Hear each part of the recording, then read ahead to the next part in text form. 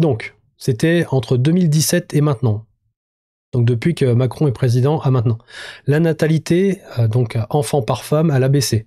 Elle était de 1,88, elle est maintenant de 1,68. Donc je vous ai montré tout à l'heure, je ne sais pas si j'ai encore, la démographie, elle est ici. La démographie, on a un problème. On n'a plus d'enfants. On n'a plus assez d'enfants pour financer tout le système. Donc au bout d'un moment, si on fait plus d'enfants et que tout le monde part à la retraite, je vous explique pas le merdier. Hein, ça va être catastrophique. Et depuis, les gens ne font plus d'enfants. Simplement parce qu'ils ont soit plus le temps, plus l'envie. Personnellement, si tu te retrouves dans une situation où tu n'as plus les moyens d'élever un enfant et que tu n'as plus le temps non plus de le faire, et ben, il y a un sentiment de démoralisation en fait qui est général chez les Français et ça se répercute là-dessus. Il y a aussi des effets secondaires de ce qu'on nous a injecté, qui apparemment depuis qu'il y a eu, si vous superposez les courbes, c'est assez bizarre parce que la baisse correspond au moment où les injections ont eu lieu.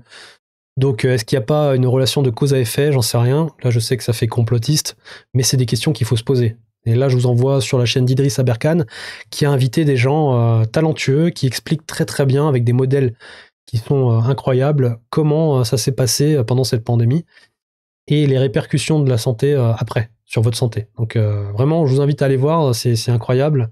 Peut-être que je ferai un live là-dessus un jour. La natalité, donc, elle a baissé. Défaillance des entreprises sur 12 mois, c'est passé de 54 000 donc, sur une année à 64 587. On a battu des records, ok? Donc les défaillances de PME, les petites et moyennes entreprises, c'est passé de 2649 sur une année à 5269. Donc c'est énorme. Les dettes d'entreprise, la dette publique, elle est passée de 2218 milliards à 3228 milliards, sachant qu'aujourd'hui, c'est beaucoup plus. Hein. Aujourd'hui, on en est à... on remonte. 3378 milliards. C'est pour vous dire à quel point ce bilan n'est plus à jour. Et il est catastrophique, d'accord? Tous les chiffres en rouge sont catastrophiques. Les autres, ça passe encore, mais pour le reste, ça pique. La dette publique, donc je viens de la dire. La dette publique en pourcentage du PIB, elle est passée de 97%, donc on n'était même pas encore à 100%. Aujourd'hui, on est à 113%, c'est énorme. J'imagine même pas dans quelques années. Que je me trompe pas dans les lignes. Donc déficit public en milliards, on est à 167 milliards de déficit. Donc si je vais ici, aujourd'hui, on doit être beaucoup plus. Je sais pas où on est. Je dois l'avoir au-dessus, je pense. Non, même pas. Non, j'ai pas toutes les informations ici, visiblement. Ou alors je la vois pas, je passe à côté. Bref, on va rester sur ce bilan. Vous savez très bien que le bilan, il est catastrophique, donc voilà. Déficit public en pourcentage, donc c'est ce que je vous disais tout à l'heure, ça a déraillé. Au début, c'était 2,6, après, ils annonçaient 3 et quelques, et puis au final, c'était 4, 5, et au final, ça a fini à 6, 1. Donc c'est énorme, hein, c'est un dérapage énorme. Dépenses publiques en pourcentage du PIB, on est passé de 56,4% à 56,8%, donc ça n'a pas trop bougé, encore ça c'est bien. Contribution à l'Union européenne, bon, chaque année on donne de l'argent, on n'en reçoit pas forcément autant, on est contributeur net, donc en 2017 on donnait 17,9 milliards, maintenant on donne 24,3 milliards, sachant que ces chiffres ont encore augmenté, hein. Je crois que c'est plus de 25 milliards l'année prochaine, donc c'est énorme. La balance commerciale, on était à moins 62 000, on est arrivé à un pic à 162 000, je vous ai montré tout à l'heure. Et sur le bilan, c'était à moins 98 000. Donc chaque année, on est en déficit. Chaque année, on perd de l'argent. C'est énorme. Juste sur la balance commerciale. Là, je vous parle pas du déficit de dette publique ou des budgets. Je vous parle tout simplement de la balance commerciale. Chaque année, on perd de l'argent. C'est un truc de fou. Donc en fait, on est en train de vendre notre pays à l'étranger. Hein. Parce que les euros, on peut pas les créer. Hein. Pour ceux qui sont encore là et qui aimeraient comprendre ce que je suis en train de dire, il faut comprendre qu'on n'a plus le droit de battre monnaie. On peut plus battre des francs. On peut plus imprimer de l'argent. C'est la Banque Centrale Européenne, c'est la Commission Européenne qui va décider si oui ou non on peut imprimer de l'argent. Ce qu'ils ne veulent pas faire, évidemment, sinon ça fera de l'inflation. Parce que si tu augmentes la masse monétaire, tu dévalues ton argent, donc tu fais de l'inflation. Donc ils vont pas le faire. Et toi, en tant que Français, si tu donnes tes euros à ton voisin, au bout d'un moment, il va falloir que tu en imprimes. Sauf que tu n'as plus cette souveraineté. Tu peux plus le faire. D'accord? Donc chaque année, quand tu as ta balance commerciale qui est en déficit, quand tu as ton budget qui est en déficit, quand tu t'endettes et que tu dois rendre des intérêts, ça fait beaucoup d'argent que tu perds. D'accord? Donc au bout d'un moment, je sais pas comment ça va se passer, mais ça va se passer très très mal pour les Français. Hein. Très très très très mal. PIB par habitant en rang mondial. On est passé de 23e à 26e. C'est que le début. On va continuer à régresser. Production manufacturière, donc ça c'était avant 90, parce que là on est en bilan 2017, mais je vais regarder le bilan. Donc alors, pourcentage.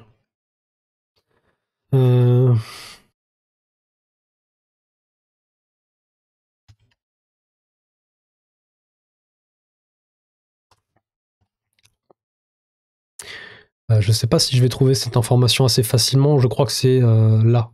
La production industrielle. Donc mensuel 1, ok. Et en... Attends, je vais regarder parce que j'ai pas envie de me tromper. J'ai pas envie de vous dire des conneries. Enfin, je préfère les liens que j'utilise pour quand j'écris mon livre. Bon, en tout cas, là, c'est écrit noir sur blanc. L'industrie a perdu 30% de ses effectifs depuis 1990. Donc, imaginez un peu ce qui s'est passé. C'est la grande désindustrialisation de la France. Tout ça, c'est grâce à l'Union européenne. C'est quand tu laisses le droit, tu laisses la libre circulation des capitaux et des individus, et bien forcément, si tu es une entreprise et que tu as plus d'intérêt à aller l'ouvrir ou à le déplacer tout simplement dans ton pays qui est voisin, l'Union européenne, tu peux aller, je sais pas, n'importe où, en Roumanie, Pologne, où tu veux, en fait. Si c'est moins cher et que tu as envie de délocaliser, il n'y a aucun frein. Personne ne peut t'en empêcher. Donc forcément, qu'est-ce que tu fais? Tu pars. Et depuis 1990, c'est la grande débandade. Tout le monde se barre. Tout le monde se barre. Et aujourd'hui, dans cette balance, la production manufacturière en pourcentage, sur le PIB, sur les 3000 milliards qui sont créés chaque année, sachant qu'il y a aussi tous les réseaux un peu dégueulasses, je peux pas dire les mots, mais tout ce qui n'est pas légal qui rentre dedans, d'accord? Donc en comptant ça, on est tombé à 9%. On était à 11% en 2017 et je crois qu'on était dans les alentours de 20, 25, 30% sur 1990-2000. Donc c'est énorme, hein. La chute est énorme. Ça veut dire qu'il n'y a plus d'industrie en France, ça veut dire qu'on n'a plus les moyens de produire et c'est pour ça qu'on a un déficit chaque année dans la balance commerciale. C'est compliqué, hein. Je sais pas si vous vous rendez compte dans quel monde on vit, enfin dans quelle France on vit, mais on est en train de se faire exploser la tronche. On se fait rouler dessus à cause de ces dirigeants qui nous ont vendus. Voilà, ils ont vendu notre moyen de production. C'est comme s'ils avaient vendu notre fiche de paie, hein. Et on n'a plus de salaire. Voilà. Au contraire, c'est nous qui payons l'employeur. C'est n'importe quoi. Nombre de véhicules produits en France. On est passé de, alors je sais pas si c'est en millions ou en pourcent. Ah si, c'est en millions. 2,2 millions à 1,5 million et ça a encore baissé. Et ça, c'était en 2017. Aujourd'hui, la production de voitures en France, ça représente plus rien. C'est que dalle. C'est pas pour rien que Renault part faire des drones pour l'Ukraine, d'accord? Et d'ailleurs, il les fabrique en Ukraine. Ah, c'est en négociation. Est-ce que ça va se faire? Je sais pas, mais en tout cas, c'est en projet. Donc, c'est pas pour rien, ok? Nombre de pauvres en millions. Alors ça, c'est un chiffre qui est artificiellement faux. Ok? C'est-à-dire que le nombre de pauvres en millions, il est de 8,9 millions. Et il est passé de 9 à 9,1 millions. Mais en vrai, c'est plus 13 à 15 millions de pauvres. Parce que dedans, il y a les pauvres qui sont subventionnés, et ils sont subventionnés pour les faire sortir tout simplement de cette statistique. Si tu vas sur le site de l'État, alors je sais pas si je peux le savoir, nombre de pauvres en France. Et vous allez voir que le chiffre est absolument truqué. C'est incroyable, ok? Donc, pas les chiffres de l'INSEE, moi je veux le site officiel du gouvernement. Je ne sais pas si je peux le trouver là. Ça serait sympa de l'avoir, comme ça vous auriez les chiffres. Ah, l'adresse, voilà, je crois que c'est celui-là. Non, c'est pas celui-là. Alors là, c'est beaucoup plus détaillé. Moi, j'aimerais bien avoir la version édulcorée, vous savez, infographie. Je ne sais pas si je peux je vais marquer France, gouvernement.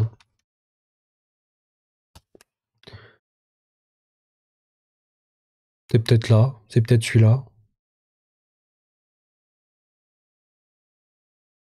Bon, je l'ai pas, je suis désolé, je l'ai pas. Je pourrais vous le retrouver si ça vous intéresse dans un autre live ou peut-être les mettre en lien source. Dans tous les cas, tu as la France qui, c'est peut-être celui-là. Oh, d'accord, bah voilà, ça marche pas, comme ça c'est fait. Dans tous les cas, tu as la France qui subventionne suffisamment les gens pour les faire sortir de ces statistiques-là. J'ai essayé le dernier truc. Non, c'est pas sur ce site-là, donc c'est pas grave. Sachez que ce chiffre est faux. Voilà. Cherchez, faites vos recherches, vous allez trouver. C'est sûr et certain, vous allez trouver, je crois qu'il y a 15 millions de pauvres qui sont en dessous du seuil de pauvreté. Donc chaque année, il est déterminé. Et voilà, il y a une deadline. Et si tu es en dessous de cette ligne, eh bien, tu fais partie des plus pauvres.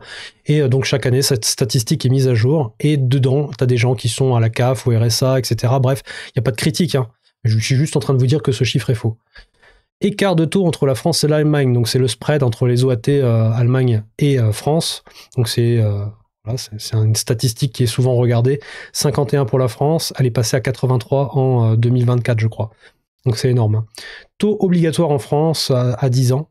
Donc là, c'est encore les OAT, donc les intérêts des obligations. Elle est passée de 0,8% à 3%. C'est-à-dire qu'en fait, plus les années passent, plus ça nous coûte cher de s'endetter et plus on s'endette.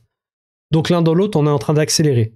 Donc la Macronie, ce bilan-là, dans quelques années, sera bien pire. Ok ? C'est vraiment ça que vous reteniez de ces petites informations-là. Le bilan, il est catastrophique à ce niveau-là. Taux de croissance en pourcentage du PIB, on était à 2,3. Donc on avait encore un peu de croissance en 2017. Aujourd'hui, la croissance, elle est inexistante. 1,1%, sachant que dans l'économie, dans la croissance de cette économie, il y a énormément d'argent public qui est injecté. Si tu retires l'argent public, c'est une cata. Je t'invite à aller voir tout simplement les vidéos de Marc Toiti. Marc Toiti qui fait des vidéos magnifiques sur l'économie. Et ce qui est bien, c'est qu'il présente les chiffres sans trucage. Voilà, t'es pas à la télé, t'es pas dans le bilan de la Macronie où on va te montrer des chiffres en termes de millions de pauvres avec l'édulcoration à la sauce argent public, d'accord, subvention publique. Voilà, c'est taux de croissance, ça n'existe plus. Donc là, on est en récession. Officiellement, on est en récession, c'est juste qu'ils te le disent pas. Si tu es obligé de subventionner ton économie et tes entreprises pour avoir un peu de croissance, c'est que tu es en récession. Le PIB, le PMI composite. Donc ça, en fait, c'est une statistique qui te permet de savoir si l'ensemble de tes entreprises, enfin de ton économie, de tous tes marchés, est en croissance ou en récession. Et là, clairement, le chiffre dit qu'on est en récession. Au-dessus de 50, tu as une économie qui est florissante, qui est encore voilà, quelque chose sous le pied. En dessous de 50, c'est que ton économie va mal. Enfin, tous tes secteurs confondus sont pas rentables, donc c'est pas bon. C'est un indicateur très important, regardez ça. Prix de l'électricité en euros, mégawattheure. On est passé de 31 centimes, je pense qu'on est en centimes. Ah non, on est en euros. Ah oui, on est en kilowattheure, pas mégawattheure. Attends. Je me trompe, parce que là, je suis en train de faire les deux lignes en même temps. Ok, donc on est bien au mégawattheure, donc on est à 31 €. Donc ça, c'était c'est le prix de production ou c'est le prix de l'électricité pour le consommateur? Waouh. Dans tous les cas, regardez, on est passé de 31,1 à 70,7. 70 € le mégawattheure. C'est infernal, sachant qu'ils vont encore nous augmenter les factures d'électricité dans pas longtemps. Je crois qu'en août, ils augmentent encore de 15% la TVA dessus. Donc vos factures d'électricité, vous allez prendre cher, ok? Ça va faire mal. Ok, ça va faire mal. Statisticien qui a sorti les chiffres qui prouvent que le co-nanin et les vaccins. Pierre Chalot. Je sais pas si. Alors, j'espère que tu es encore là dans le chat, tu vas pouvoir me répondre. Je sais qu'il y a un temps de latence, donc je m'excuse. Maurice, dis-moi, est-ce que c'est la personne dont je fais référence sur la chaîne d'Idriss Aberkan? Parce que moi, la vidéo que j'ai vue, avec toutes les preuves qu'il a apportées, les modèles qu'il a apportés, ça fait flipper. Franchement, les chiffres font flipper. Je pourrais faire un live un jour, et ça fait peur. On peut donner des sites. Bien sûr, tu peux donner des sites. N'hésite pas d'ici. N'hésite absolument pas. Si tu veux donner des sites, des liens, enfin, les liens, je suis pas sûr que le chat, parce que je suis pas en modération, mais je suis pas sûr qu'il te laisse faire.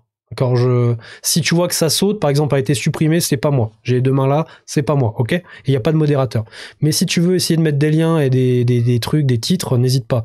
Et si le lien ne marche pas, tu peux mettre, par exemple, si tu me proposes un titre de vidéo, eh bien tu mets le titre de la vidéo avec le nom de la chaîne, et bah moi je pourrais y retourner, et puis les gens qui sont sur le chat pourront y retourner d'eux-mêmes plus tard ou maintenant s'ils le veulent.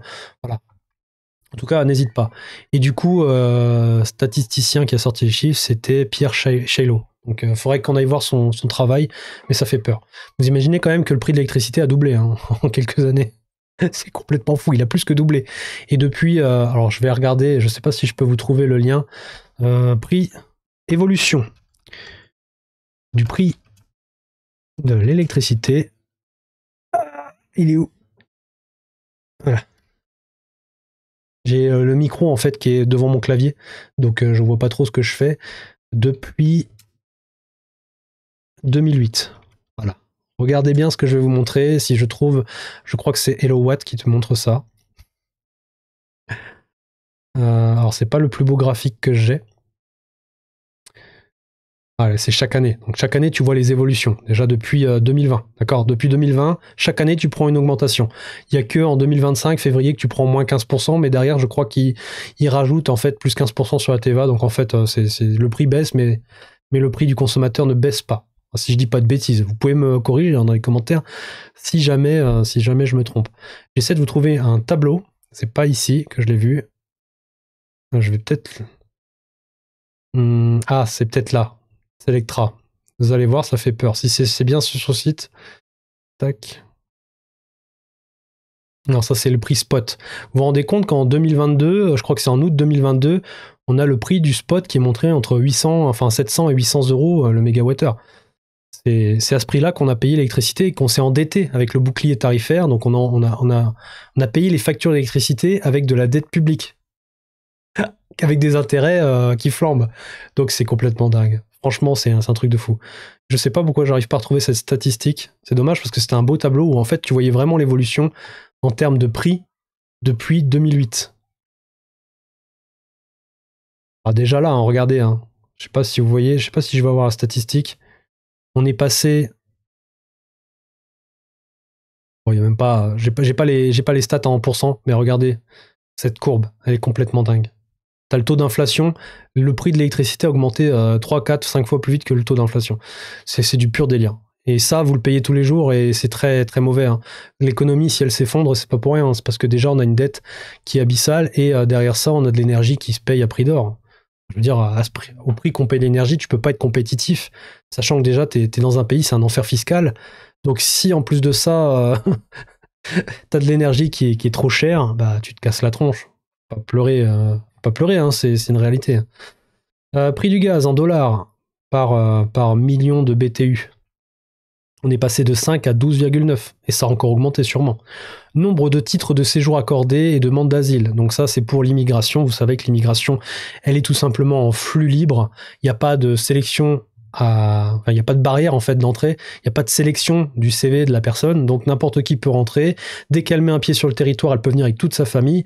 Donc si tu as que des talents qui arrivent, c'est une chance pour la France. Si tu as que des gens qui ne savent rien faire, qui n'ont aucune compétence, aucune valeur ajoutée à apporter au pays, qui n'ont même pas envie de s'intégrer, mais qui veulent juste vivre en France pour son climat et ses bienfaits, eh bien, tu te retrouves avec un pays qui, en plus de ça, en plus de toutes les problématiques qu'on a énumérées depuis le début de ce live, bah, doit gérer des gens qui n'ont rien à faire sur le territoire. Voilà. On peut faire de la bien-pensance, on peut dire que c'est... J'ai rien contre les gens qui viennent en France. Hein. Parce que je sais qu'on peut t'étiqueter facilement à cause de ce genre de propos, alors que c'est juste un constat. Je veux dire, il y a un moment donné, tu peux pas accueillir tout le monde chez toi. Si demain, tu as un salaire, tu dois accueillir tous les gens qui vivent dans ton quartier, puis après, tous les gens qui vivent dans la ville d'à côté, puis après, tous les gens qui vivent dans les villages, les régions d'à côté, et à un moment donné, ton salaire, il tient plus. Surtout si ces gens-là travaillent pas. Ou rapportent aucune valeur. Je suis pas en train de dire que toute l'immigration, tous les immigrants ne travaillent pas hein, et profitent du système. C'est pas du tout ce que je suis en train de dire. Je dis juste que parmi eux, il y a une grosse proportion qui n'apporte aucune valeur et qui contribue à ce déclin. C'est un des facteurs du déclin, mais c'est pas l'unique facteur. Parce que j'ai déjà vu des propos où le seul et unique facteur du déclin de la France, c'est l'immigration. Alors que non, c'est juste un facteur parmi tant d'autres. C'est une variable d'ajustement. Normalement, quand tu fais un bilan et que tu dois prendre toutes les variantes, toutes les statistiques en compte, et bah, tu prends aussi l'immigration. Nombre de lits d'hôpitaux, alors ça c'est un sketch, hein. On est passé de 400 000 à 369 000 juste entre 2017 et aujourd'hui. Et si vous regardez depuis 2000 je crois que c'est presque 80 000 lits de fermés.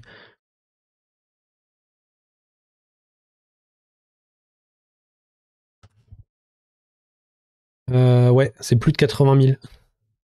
Je sais pas si vous vous rendez compte. C'est-à-dire qu'on a verrouillé des capacités de soigner des gens, en fait. Alors on va te dire oui, mais on peut faire de l'hospitalisation à la maison. Il y a aussi voilà, l'ambulatoire. Tu rentres, tu sors.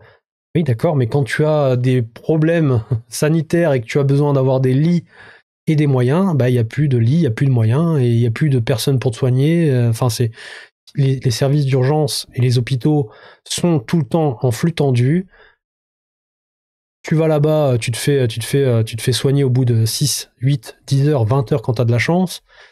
C'est compliqué, d'accord? C'est compliqué pour les gens qui se font soigner et c'est aussi compliqué pour le personnel hospitalier.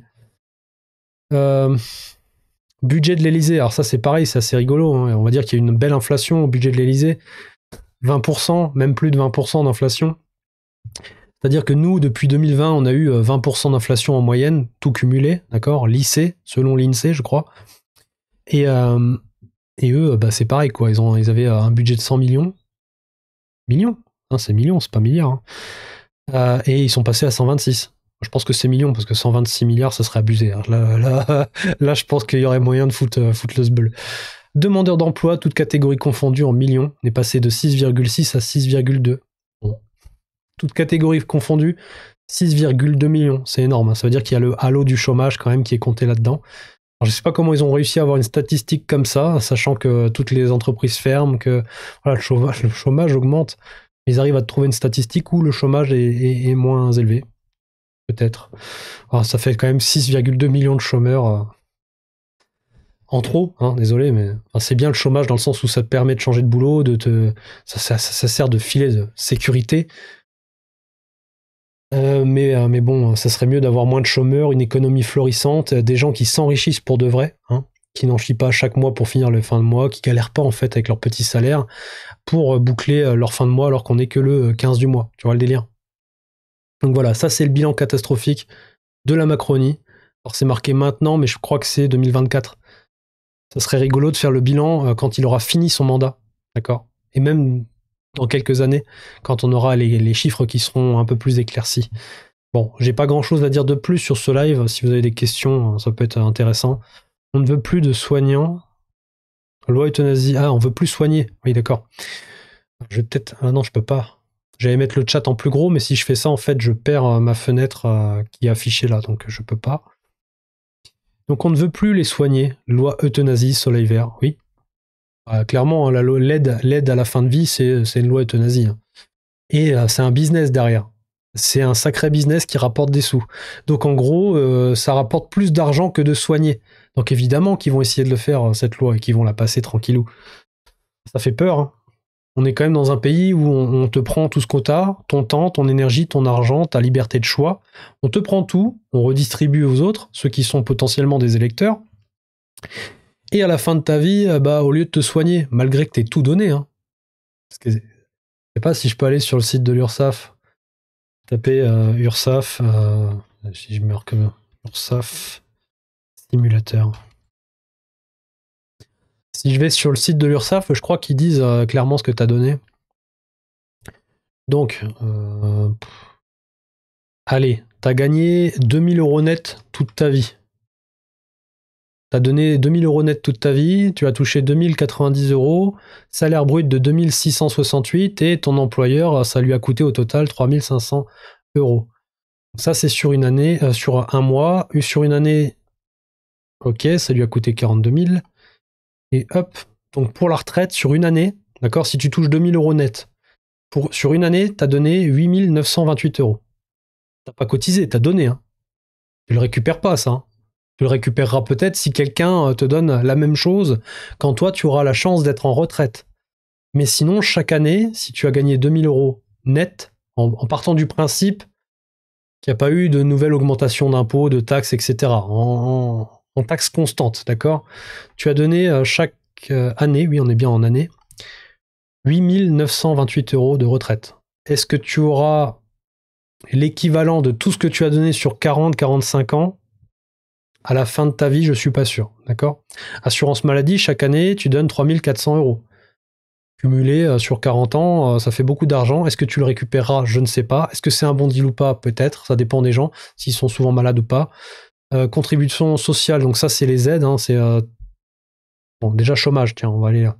Sur une année, tu as donné 1360. Tu as donné quand même de l'argent. Tu as cotisé. Donc, quand tu es au chômage, tu as le droit. Hein, c'est quand même pas mal. Famille, 1100. Donc si tu as la CAF, etc., c'est bien parce que tu as donné, donc tu peux récupérer. Il y a quand même des trucs sympas. Mais derrière ça, la plupart du temps, Déjà, cet argent-là, tu le reverras pas. Surtout celui-là. La retraite, c'est sûr et certain, tu n'en reverras pas. Parce que d'ici qu'on soit en retraite, moi j'ai 35 ans, d'ici que je sois en retraite, l'âge sera sûrement à 70 ans, peut-être 75 ans, allez savoir à quel niveau on sera dans quelques années, peut-être même 80 ans, pourquoi pas, soyons fous, et on aura sûrement subi des haircuts, c'est-à-dire qu'en gros, au lieu de te donner 1000, on va te donner 700, et puis après, on aura un autre haircut, on va te donner 500. Et en fait, plus la situation va se dégrader, moins on te donnera, et plus on te fera aller en retraite beaucoup plus tard. Donc tout ce que tu auras donné, tu le récupéreras pas. C'est ça le problème de la France, c'est qu'au lieu de te prendre l'argent pour le redistribuer, sachant que tu récupéreras qu'une infime partie de cet argent, moi, personnellement, à titre personnel, je préférerais qu'on m'en prenne moins, qu'on me permette de développer une activité qui soit rentable pour moi, pour ma famille, pour mon entourage, qui me permette de développer une économie florissante et circulaire, qui me permette de faire travailler des gens, des entreprises aux alentours, qui me permettent en gros de faire en sorte que la situation de la France s'améliore, non pas que pour ma personne, mais pour tous les gens qui travaillent et qui gravitent autour de mon activité. Ça, c'est quelque chose que je préférerais, afin de voir tout simplement mon entourage s'enrichir, ma propre personne s'enrichir, et voir l'État s'enrichir. Or, ce qu'ils font, c'est tout l'inverse. Ils ponctionnent de façon massive, ils sont en train de dégrader l'état de la France, de son économie, de son industrie, ils sont en train d'appauvrir les masses, il y a de plus en plus de pauvres. Hein. Si je retourne voir le bilan, sachant que c'est subventionné, et c'est vraiment bien subventionné, on a quand même une augmentation des pauvres. On est quand même à 9 millions de pauvres en France, avec les subventions. Sinon, c'est 15-16 millions de pauvres. Le seuil de pauvreté, je ne sais pas combien il est en France, mais il ne doit pas être énorme. Hein. Le seuil de pauvreté. Ouais, bon. Il va comprendre, vous inquiétez pas. Je vais mettre le clavier devant l'écran, comme ça Voilà, seuil de pauvreté, 1200 euros. Je ne sais pas si c'est net ou si c'est brut, mais dans tous les cas, c'est pas beaucoup. Ça veut dire. Alors, c'est marqué là. Très sincèrement, ils auraient pu mettre brut ou net. Je pense que c'est net, parce que bon, on va pas te prendre un impôt sur le revenu sur 1200 balles alors que tu es déjà sous le seuil de pauvreté. Mais imaginez qu'il y a 15 millions de personnes qui sont en dessous de ce niveau de rémunération chaque mois, et que c'est des aides publiques qui leur permettent en fait d'arriver seulement au-dessus de ce seuil médian, tu vois. Et du coup, il y a encore 9 millions de personnes qui touchent à peine moins de 1216 euros. Voilà. On n'est pas dans une économie qui est florissante, on n'est pas dans une économie qui nous enrichit. L'inverse de la Chine qui devient un pays très riche, malgré qu'il y ait un contrôle social, il y a une implication de l'État dans le fait que voilà, ils veulent devenir le moteur économique du monde, ils veulent prendre l'ascendant sur toutes les économies qui se sont servies d'eux depuis des années. Parce que nous, ce qu'on a fait, c'est qu'on a envoyé tout simplement notre industrie là-bas. On a délocalisé partout, on s'est désindustrialisé en pensant que la Chine allait être notre usine à vitam aeternam.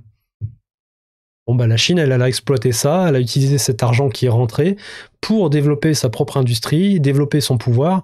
Voilà, c'est devenu tentaculaire. Ils ont des technologies qui sont délirantes et aujourd'hui, la Chine est devenue un rouleau compresseur. Ce qu'on ne fera pas, d'accord ? Même si demain on devient une Union européenne fédérale, on ne le fera pas. Ça craint. Ouais, le Mercosur, ouais. Nos élus, marionnettes du WEF, oui, Forum économique mondial, du World économique mondial. Réunion Bilderberg en ce moment, oui, j'ai entendu ça. Alors comment il s'appelle le Charb officiel. J'ai entendu ça et puis j'ai vu ça aussi sur GPTV ce matin. J'ai vu ça. Effectivement, il y a 2 réunions très importantes qui se fait en catimini. Évidemment, c'est pas les médias qui vont nous en parler. Et pendant ça, là, ils sont en train de décider de l'avenir de la France, de l'Europe pour la guerre, etc.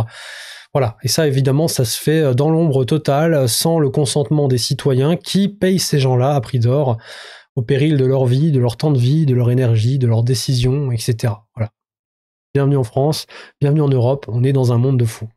Avec, je crois qu'il y a le patron de Microsoft, enfin oui, il y a plein de grosses huiles. Je sais plus qui participe, mais c'est violent. Bon. Ça fait un petit moment maintenant, je suis content. Merci beaucoup pour toutes ces interactions. Là, je vois que sur le chat, en simultané, on est 23, donc il n'y a plus grand monde, mais ça reste quand même 23 personnes. J'aurais préféré voir des personnes commenter, tout simplement. Je sais pas si sur TikTok, il y a encore des gens qui me suivent. Le problème de TikTok, c'est que TikTok a restreint tout simplement mon live pour ne plus le montrer à personne, tout simplement parce que ça correspondait pas, enfin, il y a une politique qui a sauté, je sais pas. Dans tous les cas, je suis désolé de ne pas avoir regardé les commentaires sur TikTok. J'essaierai, c'est la première fois que je fais TikTok, donc j'essaierai d'intégrer ça plus facilement et plus harmonieusement sur les prochains lives, et j'essaierai de répondre à tout le monde. En tout cas, moi, ce que j'aime bien, c'est l'interaction, c'est le fait qu'il y ait un échange. Vous proposez des livres, c'est parfait. Vous proposez des sites, c'est parfait. Vous proposez des liens, des vidéos à les regarder, c'est parfait. Il y a un échange, c'est construit, et c'est magnifique parce que ça permet tout simplement d'avoir un espèce de débat. Je vous donne ma vision des choses, ma construction, ma ligne, ma grille de lecture, et ensuite, vous me donnez la vôtre, et on n'est pas forcément toujours d'accord, effectivement, mais le but, c'est de faire avancer les choses en essayant de comprendre des choses. Peut-être que moi, dans un live, je vais apprendre des choses. Peut-être qu'il y a quelqu'un qui va m'apporter des informations que je n'aurais pas, et grâce à ça, eh bien, je vais un peu plus m'éveiller, ou m'informer. Et de l'autre côté, j'espère que je peux faire la même chose avec vous, en vous apportant des informations que peut-être vous n'avez pas eues via les médias traditionnels, mainstream, via vos politiques préférées, etc.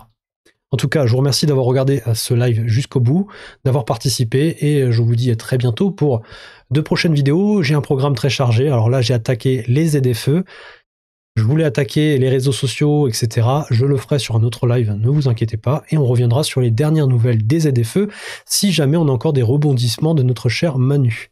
Allez, à bientôt, et portez-vous bien, commentez, likez, partagez surtout, partagez, c'est très important pour vous, pour moi aussi, pour cette chaîne, et pour votre entourage qui doit s'éveiller et sortir des griffes de la Macronie, du système, et de cette oligarchie qui veut vous faire les poches de manière constante, omniprésente, et qui n'auront aucune limite. Allez, à bientôt.